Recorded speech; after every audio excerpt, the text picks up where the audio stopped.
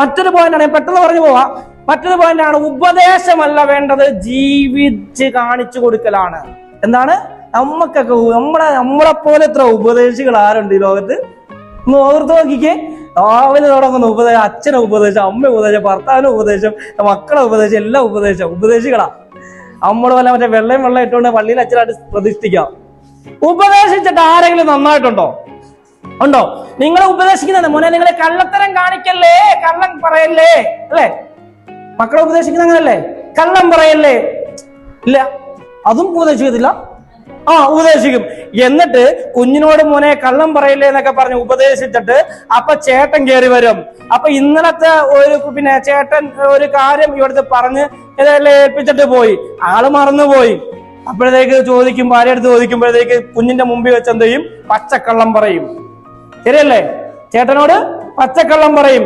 അതുപോലെ തന്നെ ഇപ്പൊ പിരിവുകാർ അല്ലെങ്കിൽ വേറെ ആരെങ്കിലും വീട്ടിൽ വരുമ്പോ അമ്മ, ഞാൻ പറയുന്നത് കുടുംബശ്രീയിലെ പറ്റുന്ന ലോൺ ഉണ്ടല്ലോ, ഇല്ല, ഈ ലോണ് ആഴ്ച ലോൺ ഉണ്ടല്ലോ, ആഴ്ച ലോൺ വാങ്ങാൻ വേണ്ടി വീടിന്റെ അകത്ത് പുറത്ത് ആള് വരുമ്പോഴത്തേക്ക് അമ്മ നോക്കുമ്പോ വരുന്ന കാലമാടൻ പോയ കഥകിന്റെ മൂലയ്ക്ക് പോയിരിക്കും. എന്നിട്ട് മോനോട് പറയും, മോനെ അമ്മയില്ലെന്ന് പറ. എന്നിട്ട് അന്നത്തെ ദിവസം രാവിലെ എന്താ ചെയ്തേ? മോന് കള്ളം പറയണ്ടേ. കുട്ടി പഠിക്കുന്നേതാ? കുട്ടി പഠിക്കുന്നേതാ? ഞാൻ ഇവിടെ ഒരു സിനിമ ഇട്ട് കാണിക്കാൻ പോവാ നിങ്ങളെ, ഒരു നല്ല ഒരു സിനിമ. അത് ആദ്യം ഞാൻ നിങ്ങളുടെ കഥയായിട്ട് പറയാൻ പോവാ. നിങ്ങൾക്ക് ആ ഇട്ട് കാണിക്കുന്നതാണോ നിങ്ങൾക്ക് ഫീൽ ചെയ്യുന്നത്, ഞാൻ പറയുന്നതാണോ? കാണിക്കുന്നതല്ലേ.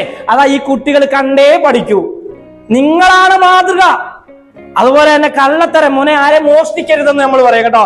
അമ്മമാരാ കുട്ടികളെ മോഷണം പഠിപ്പിക്കുന്നത്.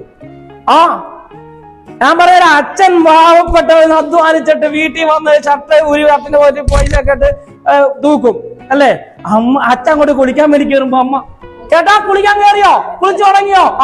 തുടങ്ങി. സോപ്പ് വെച്ചോ?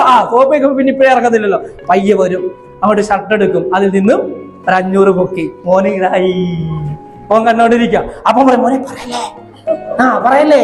കുഞ്ഞ് സ്കൂളിൽ പോയി അടുത്തവന്റെ പെൻസിൽ എടുത്ത് അടുത്തവൻ പറയല്ലേ എന്ന് പറയും. വീട്ടിൽ ചെല്ലും, നമ്മൾ കാണും, ഏതാ പെൻസിൽ? അതെനിക്ക് എന്റെ കൂട്ടുകാരൻ തന്നെയാ, അല്ലേ? ആരാ പഠിപ്പിച്ചത് ഈ കള്ളത്തരം? ടീച്ചർ വിളിച്ചു പറയും, ഇതുകൂട്ട് കുഞ്ഞിനൊരു ചെറിയ സ്വഭാവമുണ്ട്, മോഷണമുണ്ട്, അല്ലെ? നമ്മൾ പറയത്തില്ലേ? പറയും. ആര് പഠിപ്പിച്ചതാ? ഈ അമ്മമാര് പഠിപ്പിച്ചതാ, ഈ അച്ഛന്മാര് പഠിപ്പിച്ചതാ. അപ്പൊ എന്ത് ചെയ്യണം? ഉപദേശമല്ല വേണ്ടത്, നമ്മുടെ ജീവിതം ജീവിച്ച് കാണിക്കുകയാണ് വേണ്ടത്. ജീവിതം ജീവിച്ച് നിങ്ങളുടെ മകൻ എന്താകണം, നിങ്ങളുടെ മകൾ എന്താകണമെന്ന് നിങ്ങൾ ജീവിച്ച് കാണിക്കണം. ഏറ്റവും വലിയൊരു ഉദാഹരണം പറഞ്ഞുതരാം.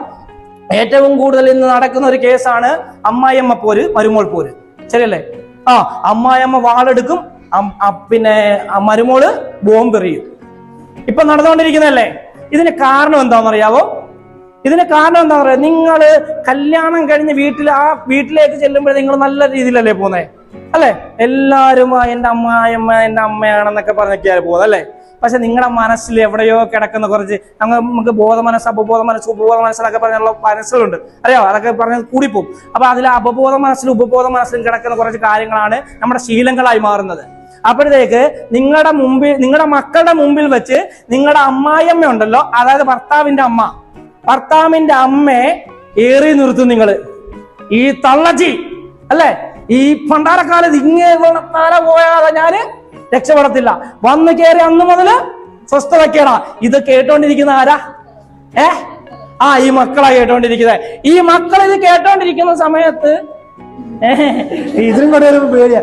ഈ മക്കൾ ഇത് കേട്ടോണ്ടിരിക്കുന്ന സമയത്ത് മക്കൾ ചിന്തിക്കുന്നത് എന്തോ, കൊള്ളാലോ, അമ്മായിയമ്മയടുത്ത് പറയാൻ പറ്റിയ വാക്കുകളാ, ഞാനൊന്ന് കെട്ടട്ടെ എന്നിട്ട് വേണം പറയാൻ. ആരെ കുറിച്ചാ പറയുന്നേ? സ്വന്തം അമ്മയെ പോലെ കരുതണ്ടേ അമ്മായിയമ്മയെ കുറിച്ച്. തീർന്നില്ല, നിങ്ങൾ മനസ്സിലാക്കേണ്ട മറ്റൊരു കാര്യമുണ്ട്. ഇപ്പം വീട്ടിലെ അച്ഛനും അമ്മയും തമ്മിൽ നിങ്ങൾ ഭർത്താവും തമ്മിൽ ഇടിയിടാറുണ്ടോ? ഇല്ല. നല്ല സ്നേഹമുള്ള കുടുംബം.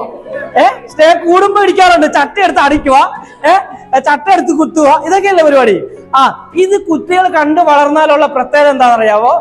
ആൺകുട്ടിയാണെങ്കിൽ വിചാരിക്കൂ, എനിക്കൊന്നും കെട്ടിയിട്ട് വേണം എന്റെ പെണ്ണുമ്പളെ കുനിച്ചിർത്തി കുത്താൻ.